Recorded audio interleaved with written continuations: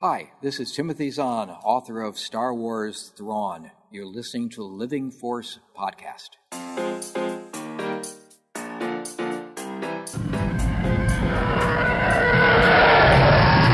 Welcome to the Living Force podcast. I feel the Force. A Utini production. What a piece of junk. Episode 42, Catching Up with Comics. But I was going into Toshi Station to pick up some power converters. On this episode, new book announcements, plus analyzing the upcoming Project Luminous announcement. And the Utini team catches up with the Star Wars comics. I won't fail you. And now, here are your hosts, Eric Eilerson and Dr. Charles Hankel.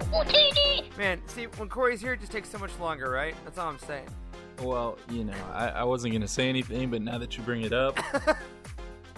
It's just obvious. I mean, some of us also like to show up for work instead of going in a 15-person tent, camping.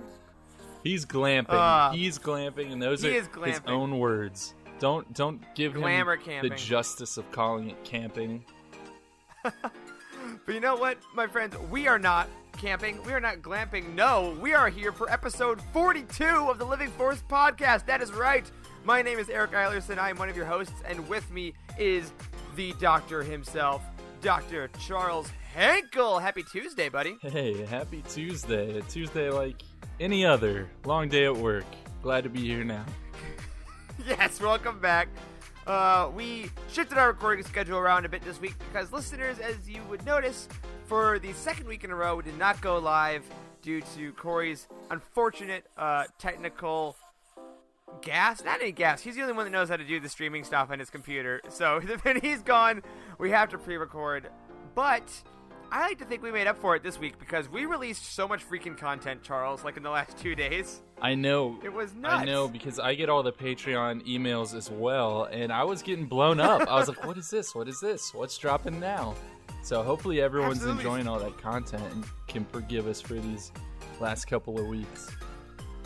Yeah, we're hoping, y'all. I mean, on the main feed, we gave a couple little bonuses, and kind of as an apology for not going live, we gave you guys a sneak peek at Bounty Hunt, where Corey and I talked about the first 3 seasons of the Clone Wars, and we gave you the most recent episode of Legends Look Back, where Jared and the gang talked about Splinter of the Mind's Eye, which is a batshit insane book. I cannot wait to listen to that full episode myself. And then over on the Patreon exclusive feed, if you are in the Inquisitorious level today, you got our second council meeting where Corey and I went through your Q&As for about an hour. So we're sorry we're not live, but we really try to over-apologize, I feel. I hope we made up for it. I hope so. And on this episode, Charles and I are going to talk a bit about some of the latest comics that have been coming out, but that's way later in the show because we have so much news to get to before that. Yeah. At the top, though, speaking of those Patreon levels, we want to thank 2 people because we got 2 new patrons since last episode, which is incredible. We got first Peter 1987 joined us. I know, Peter, your full name I think was in Patreon, but I usually try to say whatever the screen name is because maybe you want to be incognito. I don't know. But welcome to the family. We're so happy to have you. I wonder what year Peter was born in. I have no idea. Maybe he just really likes that Taylor Swift. Is that 1987, right? That's the Taylor Swift album? I don't know. Taylor Swift, she probably wasn't alive in 1987. I feel like she... Or no, 1989. That's what it is. It's 89. Okay. That's the album. Sorry about that, folks. My Swifties. Go watch her new documentary on Netflix. I honestly can't wait to see it. Brad Whipple over at Friends of the Forest watched it, and he was freaking out about it on Twitter, so it's a nice endorsement. And the second of all, we had Drew Ibarando. I hope I'm saying that right, or Ibarando, because it's 2 R's, who joined our Jedi High Council this week. Yeah, buddy. So, freaking welcome. Incredible. Thank you so much. We're so happy to have you helping to lead this podcast, helping to kind of direct us, along with Patrick and Adam that are already there hanging out. We are very, very thrilled to have you. And speaking of that, my friends, because of these additional patrons, we are so flipping close right now to our next Patreon goal. Amazingly, even though we just did our last one. You guys have been supporting this show in a truly phenomenal way, and it just means the world to us. And over the past couple of weeks, we were running a poll on what you wanted that next reward to be. And if we get just a couple more bucks, according to Patreon right now, we're going to do a Lost Stars roundtable. Now, Charles, does that excite you? Does the idea of rereading Lost Stars sound good? Yeah, I've only read it once, but I thoroughly enjoyed it. I mean, I was all for putting it in our foundational 5, and I would love to revisit it, because if the same thing happens with Lost Stars that did with Queen Shadow, like where I enjoyed it so much more the second time, I mean, I can't even imagine enjoying Lost Stars that much, but we'll see. Yeah. So if you want to hear that roundtable and you're either not a patron, head over to patreon.com/utini, or if you're already on there and you want to bump up for a bit to get that Lost Stars episode, awesome. Regardless, though, we're going to keep pumping out this content for you because we love you and we like hanging out with you every week. But speaking of that roundtable, the last 2 episodes, we did talk about Queen Shadow by E.K. Johnston. And for those of you that may have missed those episodes, or you're waiting until you reread the book yourself and bank on that episode, totally cool. Charles, I wanted to touch on something you just said, because you and I both rated the book higher this time than we did our last time. Even though those recordings don't exist, we did rate higher upon a reread. Now, what do you think, for people that didn't listen to that episode, really made the difference this time? Because we knew what was going to happen in the book, we had a memory of it, but somehow this enhanced it. Why is that? It's a good question. I mean, I think some of it is situational. So, even to this day, my probable, actual ranking of the Star Wars films can change depending on exactly how I'm feeling one day versus another. Sure. But I think another part of it is when you're first reading a book, all you can really take in is all the big plot points. And as you're moving through, you may miss a lot of the little things and not have an appreciation for those little things. And I think when you go back and you don't have to focus so much on the big picture, you can look more into the nitty-gritty type stuff. And I think that certainly applies for Queen Shadow. And so when you catch all those little things, I think you have more of an appreciation for the overall product. Absolutely. So on that note, I feel the same way. If you haven't reread a Star Wars book you love in a while, or there's one that you maybe didn't quite like, give it another crack. Or better yet, get the audiobook, right? Because if you read a book, both of us did audio for most of this last Queen Shadow reread, and it was so cool because personally, I zone out a bit on audiobooks if I haven't read them before, because if I'm driving or I'm walking the dog or something and I get distracted. But if I know what's coming, it's a lot easier for me to continue. And if you want a free audiobook, you can head to utini.com/audible, start a free trial, get a free audiobook. You can grab Queen Shadow, you can grab Lost Stars in honor of our upcoming roundtable, and we'll get $15 for everyone that signs up with a free trial. So totally risk-free. Even if you cancel right afterwards, you get to keep your book forever, and that would be a cool way to help us out. And if you want to be around for all that goodness, finally, make sure you are subscribed to this show wherever you get your podcasts, because every week we're bringing you all this EU news. And if you like what we're saying and you haven't yet, get a review on iTunes. 5 stars, a couple sentences. It helps us in the algorithm and just makes us feel so warm inside, right? Makes us smile, Every makes time. us laugh. Every time. And speaking of that book news, my friend, holy poop did we get a lot this week. Each week we always wonder, listeners, what we're going to do the show about, because we plan a lot of stuff ahead, but sometimes we're like, what's going on in the Star Wars world? What can we adjust? What can we kind of fill the time with? And then as I'm making the outline, without a doubt, every week more and more and more and more comes out. So Charles, let's start with the first, possibly biggest drop we got this last week in the Star Wars book universe. Okay. Which is the official announcement that on February 24th, there will be an event where we will finally get details about Project Luminous. Oh my god, I tell you what, man, there was an announcement about the secret project that will have an announcement regarding the announcement in a year. And we're finally almost there. We might know what this thing actually is. It's kind of like how we get commercials for teaser trailers now. Yeah. They're like, tonight we're going to show you 10 seconds of the eventual 30 seconds of the eventual minute-and-a-half long teaser that comes before the 2-minute trailer. Exactly. Exactly. But once you get there, it's satisfying. So I'm looking forward to February 24th. Yeah, for sure. This news really broke with Clayton Sandel, who is an ABC correspondent on Twitter. He tweeted out some stuff about the 24th saying that he, as an ABC correspondent, got an invite. A couple other media people chimed in. So we know this is actually an event that they're holding, right? Mm-hmm. And he also tweeted out a clarification saying, "What is Project Luminous? As already announced, it's a publishing effort to tell a big, interconnected Star Wars story. Key, don't hold your breath for any movie, TV, or game tie-ins. On 2/24, we'll learn about stories, characters, release dates, and most intriguing, the era." All right, so a couple things I get out of this. Tell me if you agree.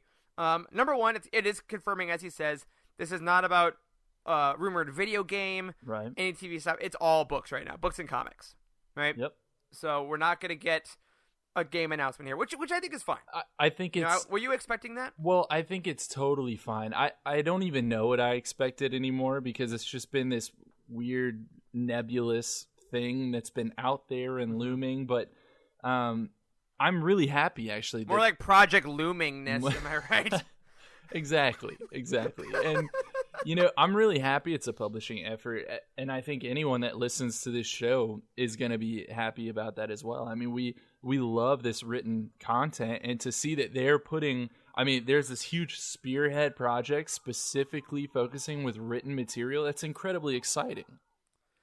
Yeah, it's kind of a magnifying glass held up to it that's never been really done in canon, at least before, right? I mean, it is putting this importance on the level of like a show or a movie. Right. Like they're really hyping this up. And this is the kind of stuff that we couldn't have gotten until there was like a reestablished canon, if you will. Like there were always these mini projects that would, amount to a series, like the X-Wing series or whatever it is. But there's or like never Shadows been... of the Empire way back when was like kind of a prototype for this. Yeah. Yeah, but never have we had like just really a collective effort to really push out this huge new story. So that's hugely exciting. Totally. And later on in the tweet, he says, we'll learn about the stories, characters, release dates, and the era. So obviously the stories we'll get, maybe some synopses. That'd be fun. But I'm really excited because he mentions characters specifically, which probably means we're getting a lot of new characters. Bring it on, man. So excited about it. Release dates. Mother of God, cannot wait for those release dates. Even if they change, which is fine. But overall, he in caps lock in the tweet says the era. So do you think this not confirms, but really leans us towards the High Republic theory we're going with? No, I don't think it leans towards that. I think it confirms. I think it does. I mean, I don't want to. I don't want to speak too strongly here, but I really think it does. I mean, there's so much stuff coming out about this High Republic era. And as much as we see people on Twitter try to play Monday morning quarterback and criticize the Del Rey folks and the story group and all this stuff for tiny little inconsistencies that they catch after the fact, like, let's keep in mind, this is a hugely organized effort that Del Rey puts out. And we've been seeing these little mentions of the High Republic in the most recently released material, specifically in the comics, which we're going to get to here shortly. And I mean, that is not an accident, guys. It's not an accident. I think that's what this is going to be. Agreed. And I don't think they would make a big deal about the era if it wasn't a new one. And yeah, as you were saying, even in Star Wars #2, most recently, they talked about the High Republic. So we'll mention that later on. Yeah. But the official Living Force stance, without Corey at least, is that we think they're going to announce the High Republic. So keep your eyes peeled. February 24th, we will be tweeting about it to no end. We'll probably have a big article write-up with some details about it. And everyone, I'm sure, online and in our Discord is going to be freaking out. And if you're not a part of that Discord, you want to get on in those conversations, head over to utini.com/Discord, where we'll be chatting all things Luminous that day. The next really unexpected announcement we got was a brand new freaking book. Yeah. Where did this come from? Like, out of nowhere. I have no idea. There were no whispers. There was nothing. There was just all of a sudden a cover and a synopsis. Yeah. So if you are out of the loop, my friends, Star Wars Poe Dameron Freefall, a new YA novel by Alex Segura, got announced. It's going to be coming out on August 4th. And it tells the story of a young Poe Dameron after he runs away from home after the death of his mother to join the Spice Runners. Like, this is the story of him and Zori Bliss and Babu Frick. And even on the latest Q&A episode, Corey and I were talking about, what stories do we want most? And we've been talking on this show for a bit about how excited we are about the possible Poe Zori thing in the future. And no, it's August. It's literally coming in August. Yeah, I mean, clearly this has been in development for some time, and I'm super excited to hear about this. I mean, tell me there's more Babu Frick and I'm in. It's as simple as that. Yeah, Babu, come on, fan favorite. We loved him, and with how quickly this is coming out, they had to bank on him being popular in order to write this book. So, I really can't wait. I didn't think we were going to get this quickly. I thought it was going to be a comic as well, which would have been fine, but I love the YA novels. I think the YA novel track record has been pretty impeccable in canon so far. It's honestly been better than the adult novel, I think, overall. For sure. So we will be obviously bringing you all the info we have on that as more is available. We're going to try to get Alex on the show at some point to chat about the book. So keep your eyes peeled for Poe Dameron Freefall. And if you want to, over at utini.com right now, search for that book. Pre-order link is active. So if you go to that book profile by typing it in the search bar, you're going to find that Amazon link. You're going to click through, pre-order it, and we'll get a couple cents to help us keep the lights on over here, in addition to you getting that wonderful book in August. Now, speaking of another book that caused a bit of a stir on Twitter, right? Thrawn Ascendancy, Chaos Rising, the next Thrawn book, was, up until recently, said to be coming out on May 5th. Queen's Peril reportedly got pushed back to June to make room for it. We totally got it. And then Del Rey released a statement that says, instead of May 5th, the book will be released on October 6th. So it's a 5-month delay. They also said that the book is going to have kind of blue-edged pages. So, you know how old classic, like, leather-bound stuff kind of has the gold leaf pages sometimes? Yeah. They'll all be blue now. So, biggest takeaway from this, Charles, I'm going to say, don't freak out. So many people were losing their minds, say that, guys, Lucasfilm is on fire, Del Rey is clearly crumbling, they don't know what they're doing. Like, it's a book delay. You know, and they confirmed on Twitter the book is finished. Like, it's not ready. They're not doing a bunch of changes. Like, it's just how the publishing schedule shook out. Yeah, I mean, this is the world that we live in now. I mean, if there is the tiniest change in the tiniest detail, there are people out there who start screaming from the rooftops that it's proof that the entire thing is a disaster. It's what happens with right. God forbid there's a reshoot for a movie. You know what I mean? Like, that never happens except on all movies. I know, and it's just a similar type thing. I mean, it made sense because we commented a few episodes ago that, you know, it likely wasn't going to be that this book came out on the same day as Queen's Peril, which is what the initial scheduling was. So, I mean, we honestly kind of predicted this and expected this, and here we are, and I don't care. We're still going to get an awesome story. I'm still going to love it. Give me more Thrawn. And if my book can have blue-edged pages and look cool on my bookshelf, then bring it on. I can wait till October. Yeah, man, absolutely. And I think at the end of the day, we're going to get this story. It's going to be great. It's going to be a little later, but cool. That means that part of the year didn't have a Star Wars book release, and now it does. So, very excited to talk about that. And, of course, as excerpts come out, we'll let you know. As more information comes out, we'll let you know. And above all, if we can ask for one thing, as a personal favor to us, do not angry tweet the social media people at Del Rey, because there was a lot of heat going at them, and their jobs suck, because mostly it's people complaining about, honestly, if you go in their mentions, it's Legends not being canon anymore, and it's book delays. And they're trying to do everything they can to give us tons of information and keep us in the loop, and they're doing a great job. So, you know, they're not paying us to say that. They're not doing any of that. We just really want them to have good days and keep sharing more stuff with us. So, Thrawn Ascendancy, Chaos Rising, October 6th. You got more time to hit that pre-order if you want, but be sure to stay tuned. And finally, today even, Charles, we were going to record last night, but we didn't, and it's a good thing because we got more book news today. Our Slack channels, our Discord channels, our Twitters, and our text message threads were covered this morning with the gorgeous new blue and purple cover for Star Wars Shadowfall, an Alphabet Squadron novel. Oh my god, I mean, this thing's beautiful. This thing looks amazing. And not only the color scheme, like the color scheme is cool. And I have to be entirely honest right now, I have not read the excerpt yet. I have not had time.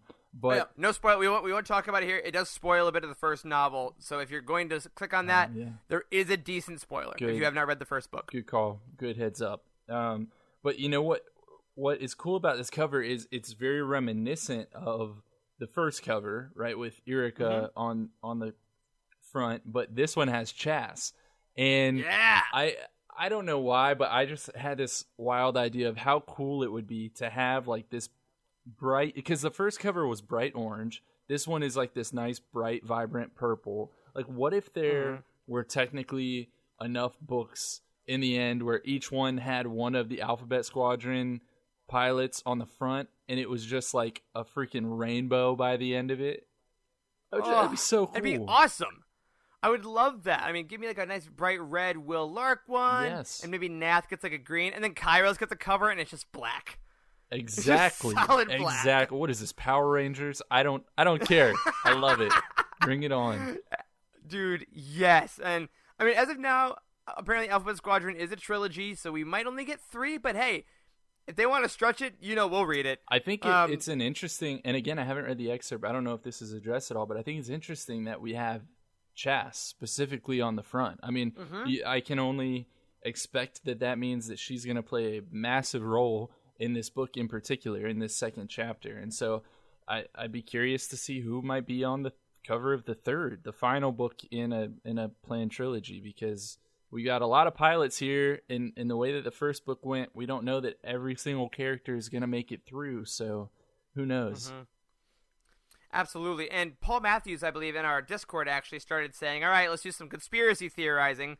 And on the novel, the B-Wing and the X-Wing are on the right side of Chas's head, and the U-Wing, the A-Wing, and the Y-Wing are on the left. So, because Chas flies the B-Wing, Erica flies the X-Wing, could that possibly at all indicate that the two of them are going to go off and do something separately, and with her being in the middle of the cover? Or is it just baller design, which it also might be? So I guess we won't know until that book comes out later on in the summer. We won't. But if you want to read that excerpt, there is a spoiler for a pretty decent twist at the end of the first book. But for those that have read it, know that the main antagonist of the second book is the focus of the excerpt. So it does not include any of the team. You want to know what my prediction is right now for the third book I do. of this series, which I'm never going to remember that I said this on this episode, so we'll never be able to say whether I was right or not. Third book in the trilogy, Hera Syndulla, bright green. I love it. I'm so down with it. If the second book somehow ends with her having to, jump back in a starship in a fighter and be like, I'll do it myself kind of thing, because the squad is decimated, I'm in. I'm into it. I'm there with you, man. So keep your eyes peeled for that book. I mean, obviously, a bunch of us put that. I think did all 3 of us put that in our top 5, or only you and me? I know for a fact you and I did. I can't remember about Corey. He had a couple of different ones from us, but I think there's a good chance he did. It was fantastic. So yeah, be sure to keep your eye out for that.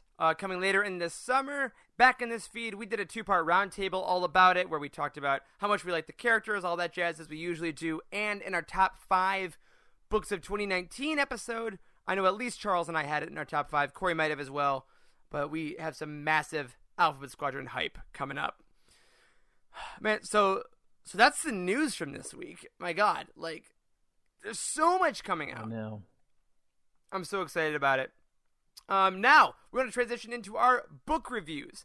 Every week, we desperately try to read some of our book reviews over on utini.com, where if you don't know, you can search up any book, legends, canon, doesn't matter. You can find a rating for it. You can scroll down to the bottom of the page and give your 1 to 5 star rating and write a little review. And I took 5 from this past week. Again, we are getting more than we can count, and we love that. Keep them coming. But I want to highlight these 3. So, first of all, we have MCal, a friend of the show, reviewed Force Collector from this past year, gave it 5 stars, and said, I went into this book completely blind and came away with a truly memorable and enjoyable experience. I had fun getting to know these main characters. I found myself laughing out loud at some parts, cheering the characters on in their triumphs, and at other times feeling the weight of the past right along with our main character. That I had a blast traveling around the galaxy with these new characters and getting to know some of the old better than before. And as an avid history lover knows, the true story of the Jedi, the Clone Wars, Order 66 and beyond was going to be able to be told. What a joy to read a story reaffirming the narrative that the Force is bigger than the Sith and the Jedi, and that anyone can be used by the Force in any way. Would recommend this to any Star Wars fan. Which is a pretty high praise for Force Collector, which has gotten kind of mixed reviews from us for the most part, I'd say. Yeah, I think it's one of those that is hit or miss for people. You either really go all in for the story, or you're not too jazzed about it. And I'm glad to hear that MCal really enjoyed it. Absolutely, and I think if nothing else, even if you find people that don't like the book you're reading, or if people, are their voicing their displeasure, whatever, love what you love, and talk about it on UTNE ideally, so we can get your love as well. Charles, do you have the outline in front of you right now? I do, yeah.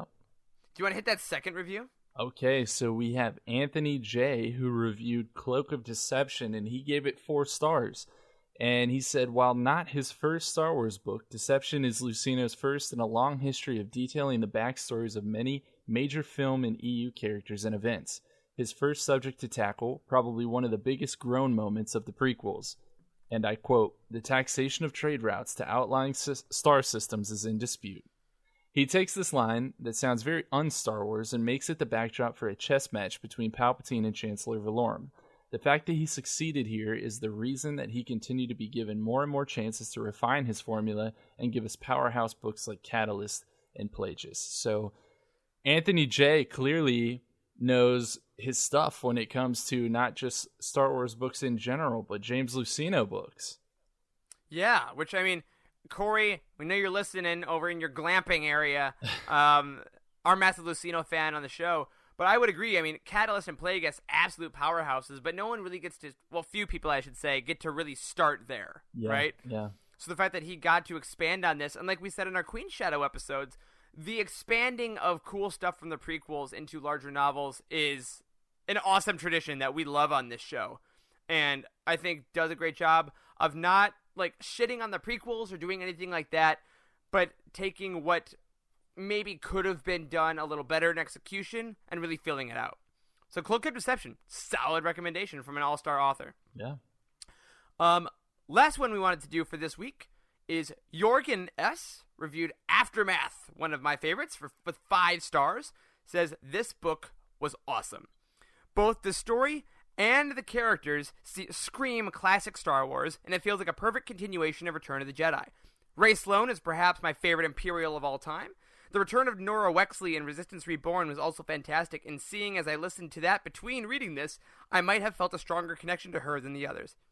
The only negative thing I have to say about Aftermath is that the interludes sometimes came in annoying places since I was so eager to continue the story. Not a bad problem to have, right? The interludes themselves are fantastic, and I love to see how the fall of the Empire is affecting so many different people and places. The next time I read the book, I will probably read the main story as a whole, and all the interludes either before or after. I hope other people won't let the bad rep around this book drive them away, but give it a chance. It is most definitely worth it. And a big thing that Jorgen said that I thought was interesting was the idea of reading the interludes by themselves and reading the main story kind of by itself. So kind of taking control of your reader experience, which I never thought of before, honestly. I hadn't either. I think it's a pretty smart way to do it, though.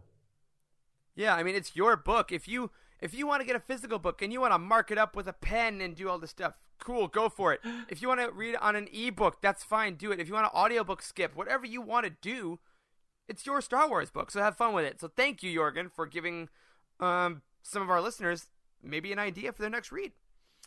And as always, if you want your reviews on this show, light up thatutini.com with those reviews.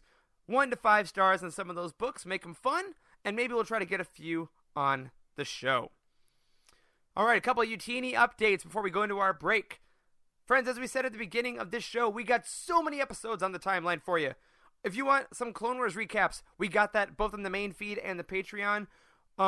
Speaking of which, Mandalorian Season 2 today just got announced in an earnings call, October 2020. So a future bounty hunt. Make sure you get your Disney Plus subscriptions ready. After Clone Wars, if you're going to cancel, you got to re-up by October to get more Mandalorian. So be ready for that. Also, as we said, our Q&A is up with me and Corey, and the Legends look back on Splinter of the Mind's Eye just got released. So plenty of content coming your way. And if you want all of that, please feel free to join us on Patreon for that exclusive content every month. For $5 a month, you're a Guardian of the Wills. You'll receive extra shows like that every single month. And for $2 a month, you're a Jedi Initiate. You get the show on Thursdays instead of Fridays. It's a lot of fun. All right. Real quick, my friends, Charles and I are going to run out. We're going to take a quick member break, and when we come back, we are going to fill you in on what's going on in the newest Star Wars comics. Be right back. Hey guys, it's Charles here. Just in case you weren't sick of hearing me already. It's no secret that all of us at the Living Force and UTN are huge supporters of the Make Solo 2 Happen movement. But what you might not know is that there's already a whole Han Solo trilogy. In Legends, that is. That's right. Disney may have made Solo a Star Wars story, but A.C. Crispin beat them to our favorite smuggler's origin story by about 20 years. Comprised of the Paradise Snare, the Hutt Gambit, and Rebel Dawn, you can follow Han from his days as an orphan on Corellia all the way up to mere moments before accepting a meeting with an old man and a farm boy that would change the course of his life forever. This series is absolutely one of my favorites, and I consider it underappreciated in the grand scheme of things. Though I may be biased. As listeners may know, The Paradise Snare was the first Star Wars book I ever picked up, and I never looked back. That's thanks in no small part to the incredible writing in this series.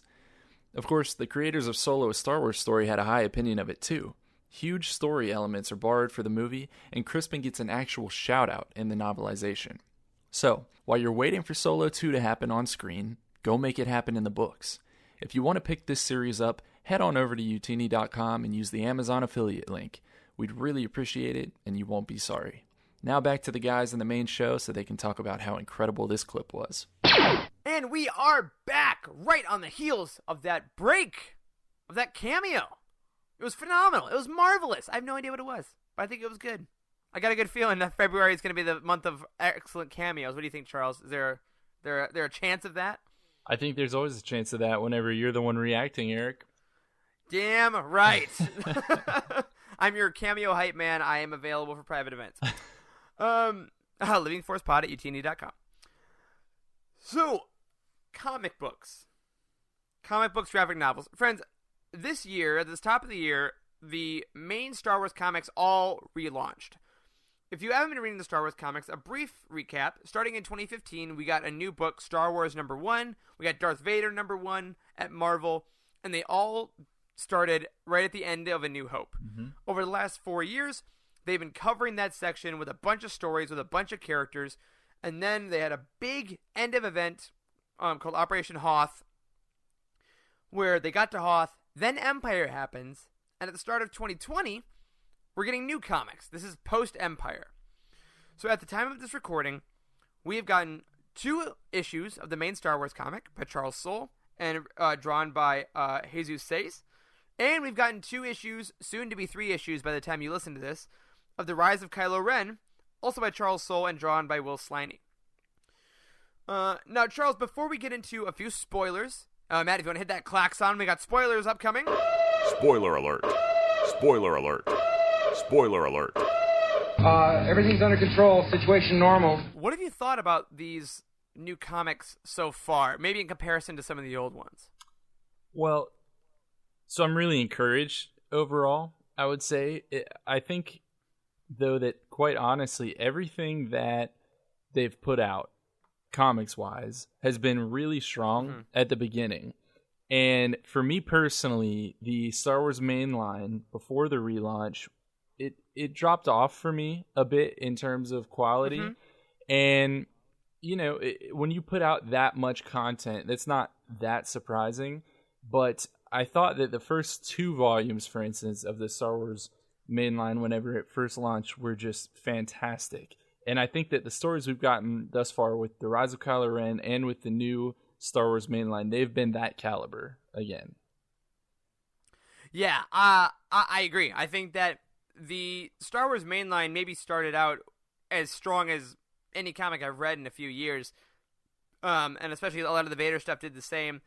And when they got farther away from Episode 4, I think some of the original stuff did okay, but could have been a little tighter. So maybe that happens with this line as well, but I have faith going forward nonetheless. first thing I want to highlight, though, is, as you said, the Rise of Kylo Ren. Now, this was a series that started before the Rise of Skywalker. We got our first issue, and this is, as Charles Soule says, from Ben to Ren. This is Ben Solo turning into Kylo Ren. And again, if you haven't read the issues, we're basically going to tell you the big key elements. So even if you don't want to go back and read, we want to catch you up because there's some pretty cool, important canon stuff happening here. So basic plot for the first 2 issues, we've seen Ben seeing the Jedi Temple explode. We find out that he doesn't seem to be the one that caused the explosion at Luke's temple. And he flees to Snoke, his friend, who we find is kind of a seemingly benevolent creature. And then he finds the helmet of the fabled Ren, leader of the Knights of Ren, and he puts it on, and now he is looking for the Knights themselves. He is using kind of the spirit of Ren to find the Knights, and it looks like these following issues are going to kind of show his ascension there. Now, a couple key elements that got involved in this story so far. The Knights of Ren are evil bastards who use the dark side. They're not Sith, but they can all tap into the dark side and tap into the quote-unquote Ren, which apparently is some kind of dark side energy. So again, Charles Soule expanding the mythology of the dark side. Their leader is called Ren. That's his name. The rest of them also have names. They were listed in the Rise of Skywalker Visual Dictionary as well as in the comic. We get to see Luke as a Jedi Master. He fights the Knights of Ren in the second issue to defend Ben, and we kind of get to see the Luke of legend. And I wanted to ask you now a question, Charles, because we see Snoke in these books, as I said. How does the Rise of Skywalker now change our view of Snoke in this book? Because he seems like a benevolent kind of fatherly figure that Ben can run to for sanctuary, and he's like, Snoke, you've been a friend to me, and he seems to be having concerns over the years, and he's gone to Snoke over and over, but now knowing that Snoke is apparently controlled by Palpatine, does that change anything for you? I don't know that it changes anything for me. There's so much in this comic revolving around Snoke and around this relationship that is incredibly interesting to me, but I don't think it changes anything. It makes sense to me, though.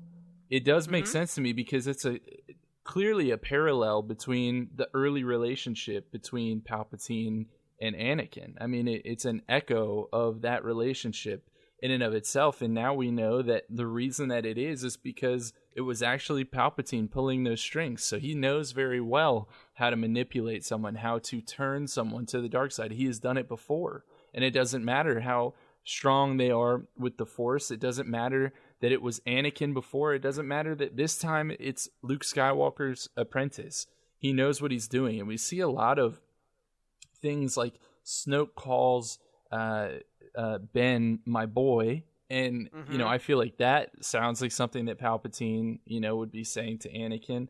They actually hug.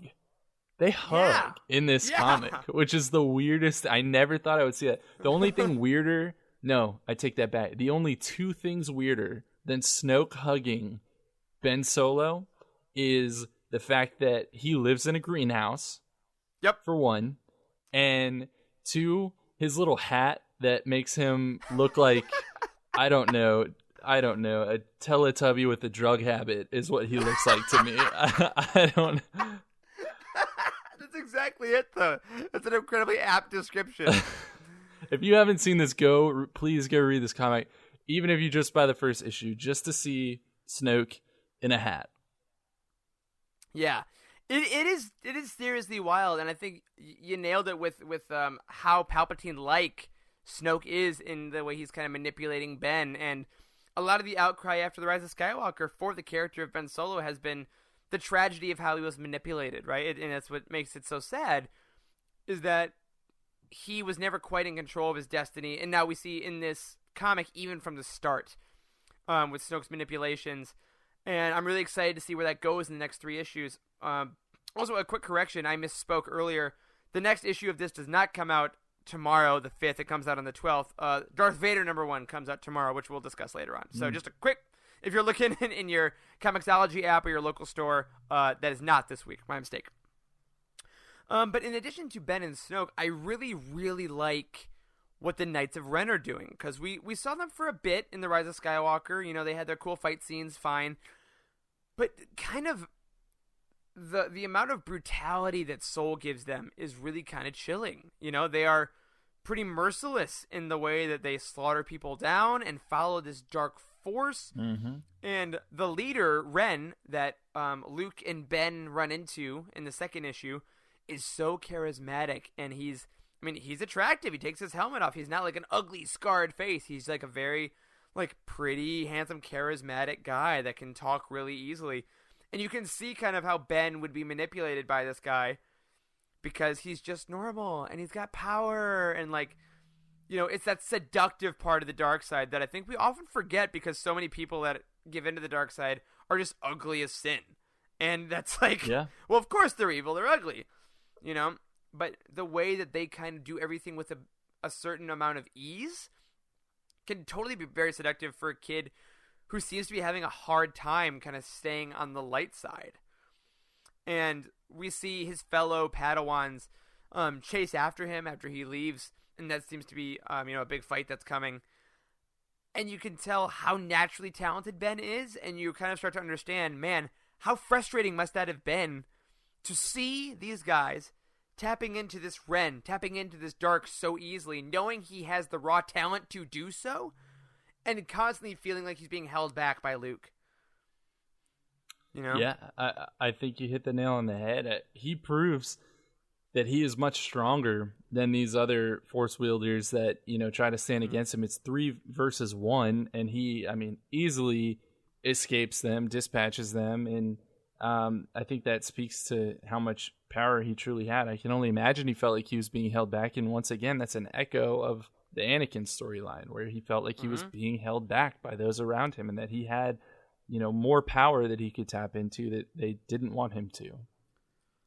For sure. So if you are missing some Ben Solo stories, if you want more Kylo Ren, you want that dark side, you got to be reading The Rise of Kylo Ren by Charles Soule and Will Sliney. The art is incredible.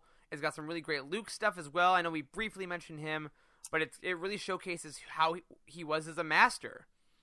You know? That especially in the second issue, I think it highlights that a lot. And something else about Luke that I think is really interesting is in the first issue, whenever Kylo, or Ben rather, first meets up with Snoke, one of the first things he says to him is like something along the lines of, "Look what Master Luke did to you." Talking, I'm assuming, about his kind of scarred appearance and the, you know, that kind of gaping hole on the side of his face. And so there's a whole story there. And apparently there was some Snoke v. Luke action that we know nothing about. Right. Which now is, maybe that's Palpatine trying to get his final revenge again. So 3 more issues of that coming out. Could not be more stoked. Now, on the other hand, again, totally different, which is one of the most phenomenal things about Star Wars comics. Each comic is a totally different genre. So even if you don't like every single one, that's totally fine. You can find your own niche. If you want just your straight up adventure, excitement, saga comic, that's Star Wars. The title of the saga and the title of the book is just Star Wars. 2 issues are out right now by Charles Soule and Jesus Saiz. And here's a brief synopsis of that. Again, spoilers coming up. This follows post-Empire with Luke, Leia, Lando, and Chewie. Right? Han is in Carbonite, so we don't get any of him. They're talking about how to save him. The rebellion is splintered after escaping Hoth and Cloud City. They all kind of went to different coordinates, and we find out in this latest issue they can't contact any of the other rebel cells because the Empire has hacked their communications. So this is a story of a group of rebels that are adrift. They are by themselves. They don't know if anyone is still alive. They are kind of just hoping and praying that their allies made it out, but they are cut off completely, and they're kind of in this, you know, they have this sense of despair. Han is gone. Luke had his hand cut off. Luke is dealing with the Vader reveal. Like, so much horrible stuff is happening, and we're thrust right in the middle of that action. A couple key elements we want to focus on in these first 2 issues. Luke dealing with that destiny. He has some kind of freak out moments where he mirrors some of Vader's actions in Vader's earlier comic. He like freaks out and breaks some of the glass in the ship. He kind of questions what his destiny is, what his role is, like if he's even meant to be a Jedi at all. We get Lando and Chewie going to search for Han on Tatooine. Lando says he has contacts, so he goes and finds Jabba under the guise of trying to sell him Tabana gas to see, hey, has Boba Fett sold Han to you yet? And Jabba sees through him immediately and says, I'm going to kill you right now. And to which Lando says, hey, no, I will give you information about the rebels if you let me live. So Lando is Lando being a double agent right now. Oh my god. Right? Lando, I just realized that. Hondo.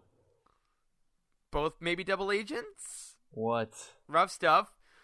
Back on the ships, we have Leia really taking a huge leadership role in these first 2 issues. Like, she is in charge. She is in the planning meetings. She is respected. She is really trying to figure out what the rebels do as a whole. We get Shara Bay and Kes Dameron. Poe's parents are in this book. If you read the Shattered Empire comic, we met them there, and they are awesome. They're so fun. And, of course, they're flying with this cell. Shara is an A-Wing pilot. And the first issue, a couple other pilots are making fun of Kes because he's looking for the A-Wing. He wants to make sure his wife's okay. So they have some really good stuff. But most importantly, Charles, and this is where I think the majority of this conversation is going to go, the ending of issue 2. Lando says, hey, Luke, I'll take you back to Cloud City. We'll look for your lightsaber. Because you dropped it. Lando's like, I know exactly where that shaft leads. We'll find out where your lightsaber goes. We then pan to a scene of the lightsaber falling with Luke's hand. The hand falls down, and as the lightsaber is going down, a hand goes out and grabs it, and then says, Luke Skywalker must come and fulfill his destiny. And it's a hooded figure holding the lightsaber. Someone's got it, and that's the last page of the last issue. I freaked out. That's incredible. I mean, what do you make of this? I don't. Who in the world is this? I mean, it's a humanoid appearing person with a hood up. You can't see any of their face, but they're wearing what looks like a Jedi robe. Yeah, and they say Skywalker. Like they know who Luke is, and they're in Cloud City. Like, do you think it's someone we know? Do you think it's someone we've seen before? I'm gonna say no because I can't imagine who this would be. I'm entirely at a loss. Do you have any kind of prediction or thoughts? I don't. So I'm looking at the panel right now. It just says Skywalker, follow your destiny, and it looks to be a person, like you said, in a Jedi robe with Jedi garb with a glove. They look to be Caucasian, for what that's worth. I have no idea, but it could be. I mean, is it someone that survived the Clone Wars? Like, there's so much mystery in it, and I think this is such a cool thing the comics can do, is give us such a visual cliffhanger. You know? Yeah. And I think this also is huge because this, maybe more than anything recently, shows how much importance they're willing to give to the comics, because this is a huge Star Wars plot point. It is. I mean, what was one of the biggest questions that came out of The Force Awakens? It was how in the world did Maz Kanata get that lightsaber? And story for another time. Yeah, and people have been just demanding that story for so long, and here at least we're learning about the very beginning of that journey from, Cloud City to ending up with Maz Kanata, and we're learning about it in a comic. It's marvelous. Like, I'm seriously lost for words just thinking about what it could be and thinking about how exciting it is that, what a way to start off your series. It's not only filler, it's not only fun stuff. This is key Star Wars lore, and Charles Soule is proving himself again and again and again to be so worthy of this responsibility that he's been given. And on February 24th, we're going to find out what he's doing for Luminous. So, I mean, I couldn't imagine better hands to have that. And my friends, if that little teaser doesn't get you hyped enough to go buy this comic, maybe you're not a comic reader, and that's fine. We will try to periodically update you with what's going on in these comics and episodes like these, but you really want to be following along because the art is also gorgeous. I feel ashamed. We have barely talked about the artists, and a good comic can live and die by its art. Honestly, more so than its writing. And Says and Sliney are killing both these books. They're phenomenal. They're they're drawing the characters. You know who it is, but it's not like a photograph likeness, like too much that it gets distracting. And the action shots of the lightsaber falling and being caught are just they catch your breath as you're reading them. So definitely check them out. You can go, I mean, you can order on Utini. When all the comics are collected about every 6 issues into a trade paperback, you can buy that on Amazon, or you can go to your local comic book shop or on Comixology.com. So many ways to get comics, and these stories are ones you don't want to miss. Finally, tomorrow as we're recording, so maybe you already bought this if you're listening to this on Thursday or Friday. Charles, we get a new Darth Vader comic. We have had 2 since the relaunch, Darth Vader and Darth Vader Dark Lord of the Sith. This is Back to Darth Vader #1 by Greg Pak and Raphael Iannico. I butchered that. I'm so sorry. But this is a new Vader comic that promises to have Vader dealing with the ghosts from his past, specifically a lot of Padme action. There's some preview pages from issue 2 that got released in StarWars.com that shows kind of him remembering Padme through her whole life and her legacy. There's a murmuring that maybe we see a handmaiden. You know, what do you want out of this Darth Vader series that's different than the last 2 we've gotten? Why do we keep going back to Vader? That's a great question. Vader is one of the most interesting characters, I think, to really get inside the helmet and to really deal with his psyche, because it's so odd. I mean, Vader is such a dissociation from Anakin as a person, and yet we still see Anakin trying to kind of break through, and we see that in little moments, and watching him suppress that and move forward is one of the most interesting things I think that we see. And some of the best moments of the earlier comics were when he was dealing with trying to cope with what's happened in his past and trying to, you know, I don't want to spoil anything for those, but there were some moments involving Padme in the other comics as well. So to answer your question, to get back to it, what do I want differently from this comic? I think the answer might be nothing. I want more of the same because it's incredibly interesting. Right. Yeah, and the idea of the Vader-Anakin split, as you said, is so fascinating. I mean, we look at books like Thrawn Alliances, where the inner monologue of Vader even talks about Anakin as the Jedi. Like, he refuses to acknowledge that he's the same person. And Empire is really the moment where those two start to come back together a little bit, when he sees Luke and he owns his role as his father, thereby acknowledging Anakin Skywalker once more as his own identity. So this book, taking place after Empire, opens that door once more to say, does that open up the Padme thing again? I mean, it's been years since he tried to basically contact her. It's been years since he tried to access that part of his psyche. Yeah. So what does he now do with the idea of, what if I could have been a father? What if I could have had my wife? Like, does that start coming back? And what does that do to his action? So this comes out tomorrow. We will definitely be reading it. And I'm so excited. I think these are 3 super strong books to start this launch with. We get Dr. Aphra comes back later this month. If you never read the old Dr. Aphra comics, it's like Indiana Jones essentially. And it gets really weird. There's a Force-sensitive fungus that takes place in that book. Dr. Evazan shows up in the older issues, so there's a lot of fun there. All this to say that there is so much going on in Star Wars comics right now that is really key storytelling bits. And like, are you going to not understand future media if you don't read these comics? No, not necessarily. The good writers know how to write around it. But if you want to get the most fun out of it, if you want to really enrich your reading experiences the most, you got to go to these comics. They're so much fun. And I would ask, you know, Charles, what are you most looking forward to out of these 3? If you had to pick one, is there anything that's going to trump your excitement to find out who's holding that lightsaber in Star Wars? Like, is that the easy answer? I have a very good feeling about the ending to the Rise of Kylo Ren, to be honest with you. I think that keeping stories in a shorter format definitely makes it easier to keep the quality very high, because there's no fat.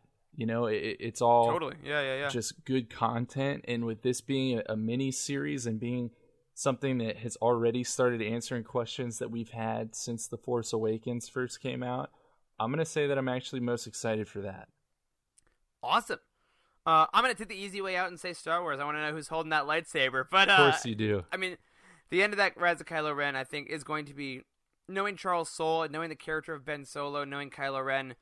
It's going to be really hard. I think he's not going to pull any emotional punches. I think that the transformation is going to be hard to watch as Ben kind of slowly becomes Kylo and erases that part of his identity. And we're going to see how that affects other people as well. So I think you're right. Yeah. Keep your eyes peeled for these comics, folks. And to recap everything we've talked about this episode already, just on a brief note, we got that Project Luminous event coming at the end of February. We're going to get so many release dates and books and characters and maybe a confirmation of the High Republic. We got a Poe Dameron book coming in August with Babu Frick and Zori Bliss. Dawn Ascendancy, Chaos Rising, we got coming in August. We got the first excerpt and a cover from Alphabet Squadron Shadowfall. Not to mention, we got the novelization still coming next month, and we have Queen's Peril coming in May. I cannot explain how excited we are about where Star Wars Publishing is going this year alone. Mm-hmm. Yes, the Skywalker saga is over. Yes, we need new details about the movies, but oh my gosh, the storytelling is unparalleled in these books and comics right now. They're continuing to go. Disney Plus keeps revving on, and we are so stoked to be here for the ride. Yeah. If I may, you may. Has the Skywalker saga really ended when we're getting brand new Skywalker content in the comics right now? I would argue maybe not. So there's a lot still out there to enjoy, guys. And even if you don't want to venture into comics or maybe the YA novels for whatever reasons you have, because you're free to enjoy this material however you choose, just remember we're going to be here. We're going to be covering all that content. So anything you don't feel like actually diving into yourself, we got your back. Just stay tuned to Utini and the Living Force, and we'll keep you up to date. 100%. Now, before we go, one quick little tease for a future episode that's going to be coming. Charles, you just confirmed a very important trip that you're going to take. Oh, yeah. You and I haven't even talked about this. We haven't. Yeah. So I saved up all of my vacation time for this entire first year of residency, and I'm using it all during this beginning of this year. And I have officially gotten my tickets to go to Galaxy's Edge in April. Oh, awesome. And it's gonna Eric, be the best. You're going right around the same time. Yep, March 23rd, I will be in Disneyland at Galaxy's Edge. I got my lightsaber appointment all set. I got my Oga's Cantina reservation all set. Nice. No, I'm going to Disneyland in California. Right, and I'm going to Disney World. Right, in Florida. So we will both be, I'm sure, we'll definitely be tweeting our thoughts about stuff, but we'll probably talk on the show about our various experiences. Couldn't be more excited, frankly. I mean, since this announcement, you guys have heard us on this show talk about how much we love the idea of Galaxy's Edge. Covering Black Spire and A Crash of Fate last year was really fun. So glad both those books were good and made us even more stoked. And, if any of you have been to Galaxy's Edge and have some tips or have anything you particularly loved, feel free to tweet those at us. Jump in Discord in the Galaxy's Edge channel and tell us some things to do. Tell us some things that are very exciting. And, I mean, hey, if you are at Galaxy's Edge on March 23rd in Disneyland, come say hi. Let me know. I would love to see some people. And I know the two of us might try to be at Galaxy's Edge along with thousands of other people around Star Wars Celebration time. I know that our flight that we booked gives us a day at Disney, so we're going to try to be there in August as well. So if we miss you this time, keep your eyes peeled for Living Force hosts to be on Batuu around the time of Star Wars Celebration. But on that note, my friends, with all this excitement going forward this year, that's going to do it for this week's episode of The Living Force. If you are new to the show, we hope you enjoyed. Please subscribe to us wherever you get your podcasts and tune in every single week to hear us talk about the Star Wars Expanded Universe. If you want to buy some of the books or comics we talked about, look up that book on Utini, click that Amazon link on the profile, and we'll get some cents to help keep our lights on. If you'd like to help us out more directly, you can find us on patreon.com/Utini or on TeePublic, where our t-shirt designs are, including our brand new Queen's Peril, We Are Brave, Your Highness shirt with all the handmaidens. A special thank you, as always, to Adam Dyson and Patrick Ortiz and Drew Ibarando, our Jedi High Council, for helping us out, and Timothy Dunlap on our Alliance High Command for your amazing support of this show. And if you want to help that support a little more and bump us up to the next Patreon goal, we're going to give you that Lost Stars Roundtable. You can find us on Twitter. I am at Eric Eilerson. Corey is at Doc Star Wars MD. Charles, you are at C. Henkel. A special thank you, as always, to Matt Davenport, our amazing editor, Freddie, our producer, Wes, our community manager. Thank you to Charles for podcasting with me this week. And as always, may the Force be with you.